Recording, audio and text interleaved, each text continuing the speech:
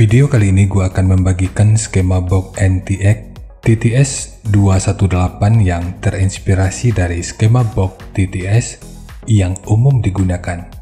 Skema ini dikhususkan untuk transducer speaker ACR Fabulous dengan tipe PA113188SW revisi pertama, produksi 1 Agustus tahun 2023 dan revisi kedua, produksi 28 Agustus tahun 2024.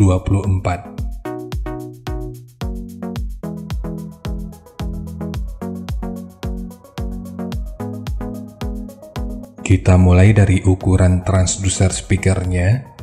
Karena untuk ukuran fisiknya sama, maka gua gunain salah satunya aja. Kita mulai dari diameter lubang pada box.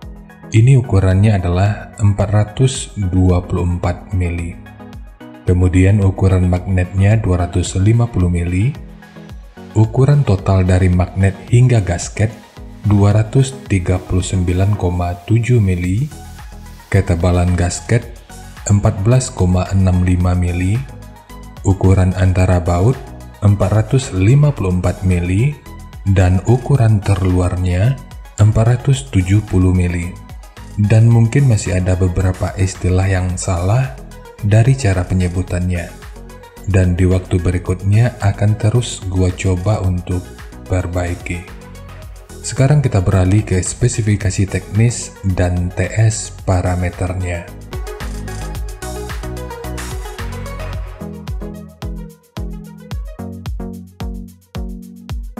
Kita mulai dari spesifikasi teknis. Jadi yang di sebelah kiri layar ini merupakan revisi pertama dan yang sebelah kanan merupakan revisi kedua. Jadi kita mulai aja. Untuk nominal diameternya, ini ukurannya adalah 457,2 mili atau 18 inci.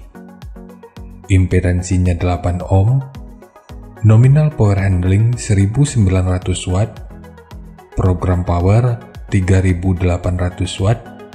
Jika lu masih bingung dengan perbedaan nominal power handling dengan program power ini, gua udah pernah ulas pada video yang akan gua selipin pada pojok kanan atas video ini, atau nanti bisa juga dicek pada kolom deskripsi. Kemudian untuk rentang frekuensinya, revisi pertama memiliki rentang frekuensi mulai dari 35 sampai 3100 Hz. Sementara untuk revisi kedua, rentang frekuensinya mulai dari 35 sampai 2200 Hz. Menurut gua perbedaan rentang frekuensi ini nggak ada artinya, atau tepatnya, poin ini nggak perlu dipersoalkan, karena ini subwoofer dan nggak akan diset juga sampai ribuan Hz. Kalau full range, barulah poin ini akan jadi sebuah pertimbangan. Jadi poin ini belum bisa dijadikan acuan kalau revisi pertama akan lebih baik dari revisi kedua. Sementara untuk sensitivitas pada 2,83 volt per 1 meter, revisi pertama ada di 99 dB, sementara revisi kedua cuma 93 dB. Apakah ini mengartikan kalau revisi pertama akan jauh lebih keras? Ya belum tentu juga, meskipun kita sama-sama bisa melihat dan tahu kalau selisihnya itu sampai di 6 dB. Perbedaan lain yang nggak begitu mencolok di sini ada pada diameter kon efektifnya, di mana revisi pertama cuma 394,7 mili, sementara revisi kedua udah 400 mili. Tipis memang, tapi setahu gua 1 mm aja itu ada efeknya, karena ini akan terkait pada volume udara yang bisa digetarkan. Kemudian untuk ukuran voice coil-nya ini sama, yakni 113 mili atau 4,4 inci. Untuk spesifikasi lanjutan bisa dilihat sendiri. Jadi yang beda di sini cuma 3 poin aja, yaitu respon frekuensi, sensitivitas, diameter kon efektif, dan selebihnya ya sama. Sekarang kita beralih ke spesifikasi utama, yaitu TS parameternya.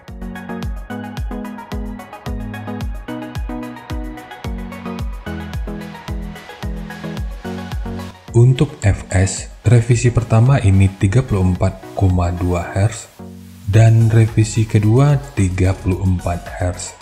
Sementara untuk poin lainnya ini sama. Untuk DCR ini 5,2 ohm, KTS 0,39, CAS 0,4, KMS 12,36, MMS 295,4 gram, CMS 0,07 mm per Newton, BL 28,7 Tesla meter, fast 162,3 liter, efisiensi 1,56%,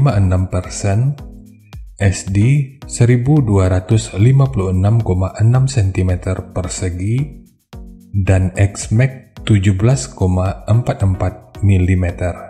Untuk XMAX, menurut gua ini cukup over, meskipun bukan jadi poin penentu.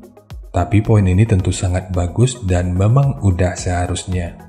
Karena untuk sebuah subwoofer, itu akan maksimal jika didukung dengan jangkauan XMAX yang tinggi. Jadi poin yang beda di sini cuma pada nilai fs-nya aja, dan itu pun cuma 0,2.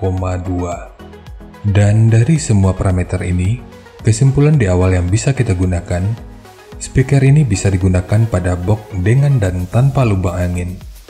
Namun untuk box dengan lubang angin, ini tentu lebih direkomendasikan. Karena dari ABP-nya, ini mendapatkan hasil 85,5.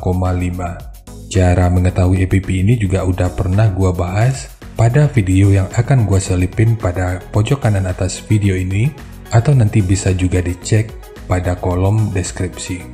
Sekarang kita masuk aja ke rincian semuanya.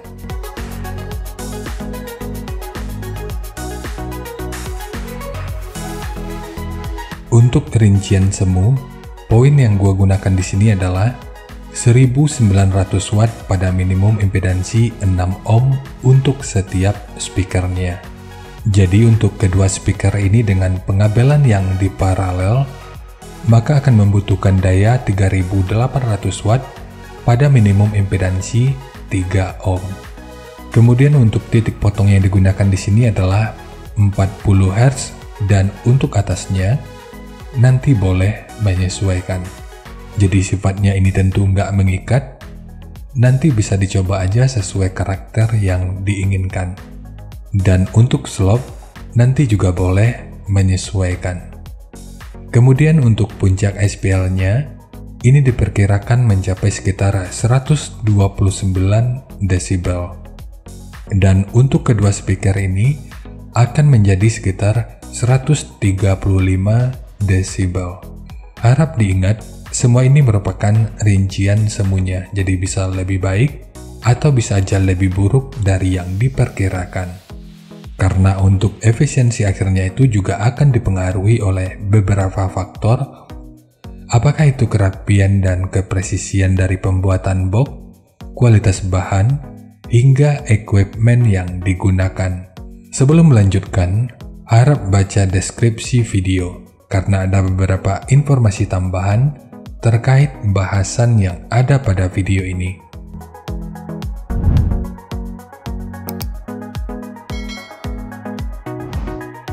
Dan berikut referensi yang gua gunakan dalam mendesain skema box speakernya.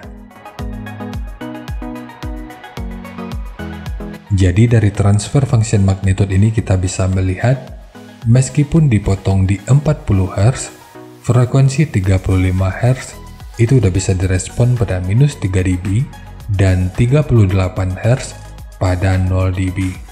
Kemudian untuk respon dari portnya, dengan daya 1900 watt, pergerakan udara pada port ini diperkirakan sekitar 15,6 meter per detik. Sementara untuk gain yang dihasilkan oleh port kurang lebih seperti ini.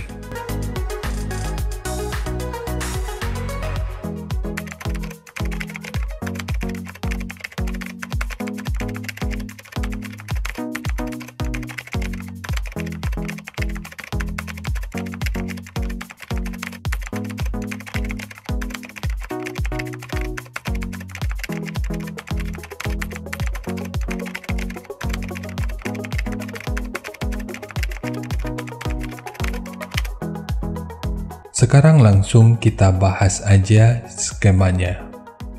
Untuk ketebalan multiplex, ini menggunakan multiplex dengan ketebalan 18 mili. Kita mulai dari tinggi. Jadi tinggi box ini adalah 640 mili, panjang ke belakang 820 mili, kemudian lebarnya 1400 mili.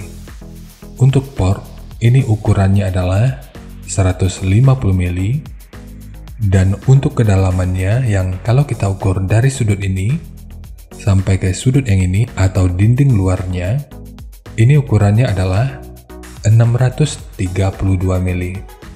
Kemudian tekukan yang ini ukurannya adalah 85 mili, dan ukurannya sama dengan tekukan yang ini. Kemudian ukuran dari sudut ini sampai ke sudut yang ini ukurannya adalah 489 mili. Untuk penguatan ini ukurannya adalah 60 mili. Lalu tekukan ini dengan ukuran 148 mili, dan ukurannya sama dengan tekukan yang ini. Kemudian ukuran dari sudut ini sampai ke sudut yang ini ukurannya adalah 152 mili. Ukuran dari sudut ini sampai ke sudut yang ini ukurannya adalah 622 mili. Karena ini merupakan dudukan dari speakernya, maka ini dibuat menggunakan 3 lapis, di mana 2 lapis sebagai dudukan utama dari transdusernya, dan 1 lagi sebagai penguat dari dinding luarnya. Kemudian ukuran dari sudut ini sampai ke sudut yang ini ukurannya adalah 162 mili. Ukuran dari sudut ini sampai ke sudut yang ini ukurannya adalah 25 mili. Dan ukuran dari sudut ini sampai ke sudut yang ini ukurannya adalah 596 mili. Kemudian untuk ukuran dari sudut ini sampai ke sudut yang ini ukurannya adalah 16 mili. Kalau ukuran total dari bibir depannya ini akan menjadi 20 mili. Jadi ini dikurangi 4 mili sebagai dudukan dari RAM atau grill speakernya. Jadi nanti tinggal disesuaikan aja dengan ketebalan RAM speaker yang akan digunakan. Kemudian untuk penguatan yang biasa terlihat di sini, ini memang sengaja nggak ditambahkan karena untuk wadahnya ini udah sangat sempit. Dan gua pikir tanpa penguatan ini, boxnya tetap masih aman. Karena untuk penguatannya akan diambil alih oleh triplek yang seperti ini. Sementara untuk handle, jika lu ingin menggunakan handle triplek seperti ini, akan lebih baik jika sudut luar dan dalamnya dibentuk seperti ini. Ini bertujuan untuk menjaga aerodinamika, jadi nanti tinggal lu custom aja sesuai kebutuhannya. Dan bentuk keseluruhannya kurang lebih seperti ini.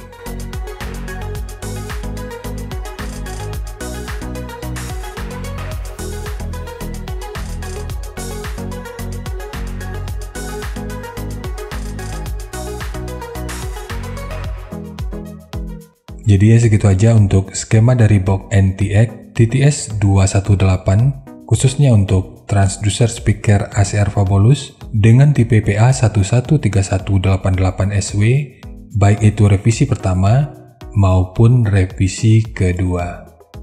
Jika nanti lu punya link review dan video check soundnya, silakan bagikan aja pada kolom komentar agar bisa dijadikan referensi juga buat teman-teman yang lainnya. Terima kasih untuk lu yang udah nonton sampai detik ini. Bagaimana tanggapannya atas bahasan kita kali ini? Sampaikan aja pada kolom komentar, biar kita sama-sama bisa belajar agar lebih baik lagi. Dan seperti biasa, jika lu suka dengan bahasannya, silahkan like dan share aja videonya ke teman-teman lain yang sekiranya juga suka dengan topik yang sama. Untuk lu yang udah berlangganan, terima kasih banyak atas dukungannya. Dan untuk lu yang belum berlangganan, jika berkenan, bantu subscribe-nya. Dan jangan lupa untuk baca kolom deskripsi dan kunjungi juga tab komunitas untuk mendapatkan informasi dan update terbaru. Jadi segitu aja. Dan kita ketemu lagi pada video yang lainnya.